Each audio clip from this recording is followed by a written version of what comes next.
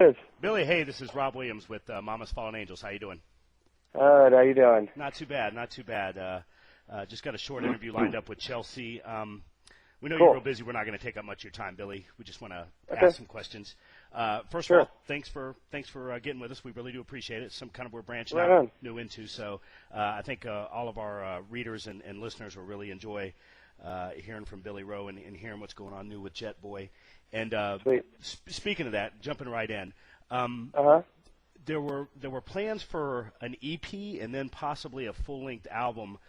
Some of the last stuff that I read, Billy, is that stuff still in the works, or is it finalizing, or where are we coming with that?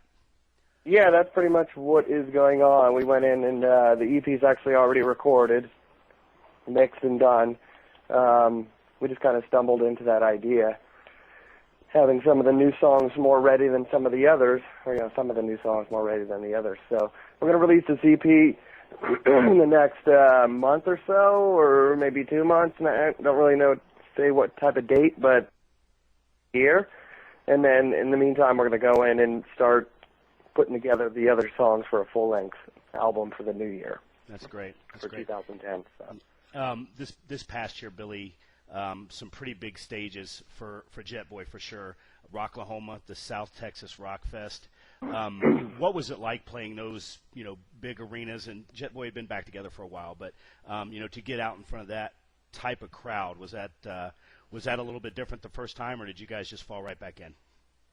Yeah, for us, I mean, it was awesome to do, and we were stoked to do all the festivals and have the high profile that we felt the band deserved and all that. But for us, we just fell right back into the groove once we started playing, as a band again, really, So when it comes to, the bigger the stages and the bigger the crowds, it's actually easier for us.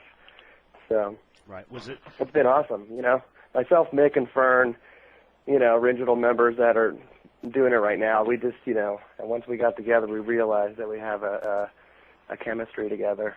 Right. And so. Speaking of the lineup, Billy, Doug is new on drums, or kind of new on drums. But and I've read some things recently too that you were really happy that the lineup was kind of solidified with Doug, and maybe you're getting out of that the Spinal Tap rhythm of drummers that you were going through. Tell me a little bit about what Doug's meant to the band. Yeah, well, he comes from the same background as us locally. He was in a band in the '80s that actually supported Jet Boy on its rise, from the small clubs up to, the clubs that we started packing and selling out in the, mid to late 80s. So that was huge for us, for him just to have, the same background and come from the same scene, hung out on the same street and, into the same bands and all that, same age group and all that. So it just kind of fell into place with all that. And his playing, it's just, he's a great drummer. He just, as I say, he knows what not to do. Yeah, absolutely. Been reading some stuff on your Twitter pages and some of the Facebook stuff as well. You were real fortunate to see Ace Frehley recently at the Viper Room. Can you tell our listeners a little bit about that, Billy? That must have just been amazing.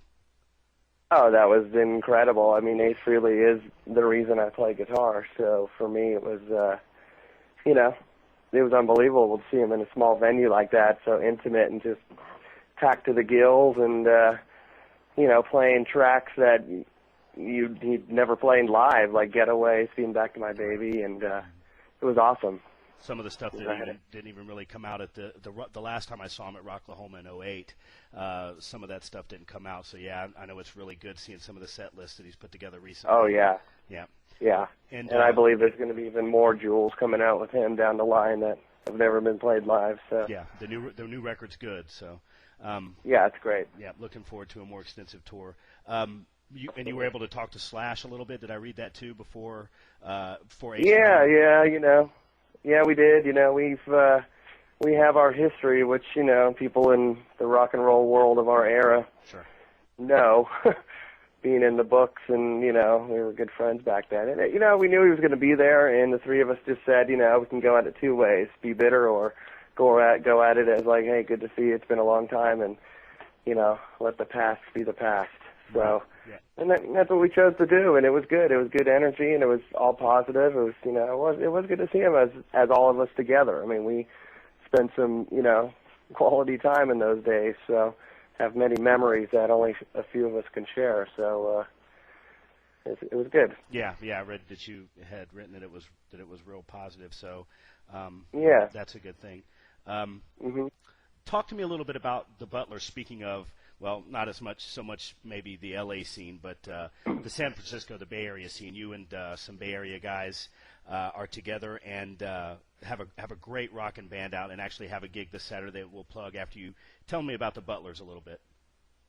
Yeah, the Butlers has been an idea, I guess. The singer Graham and I have done these benefits once a year at this club Slim's, and it's always covers, and we always do 70s and 80s rock covers, and probably for 5 years, or shit, we've probably been doing it for like 10 years, but 5 years out of that, we've always said we should put a cover band together and do all this stuff, and have an extended list of great songs we just grew up on. And about a year ago, it fell together, and good friend of ours, Craig Bearhorse, is on guitar. He was in the Ruffians and Right.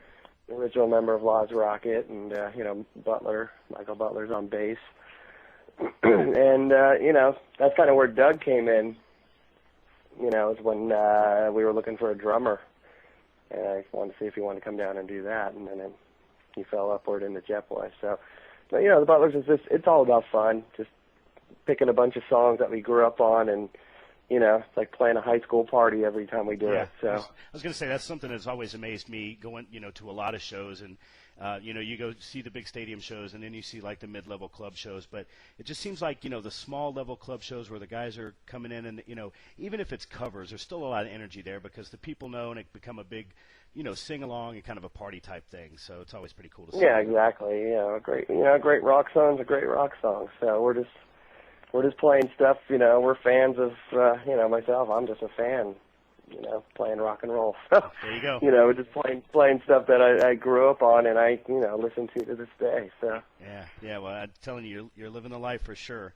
Does American Heartbreak, I think I read that you said pretty definitively that that's pretty much going to be a done deal.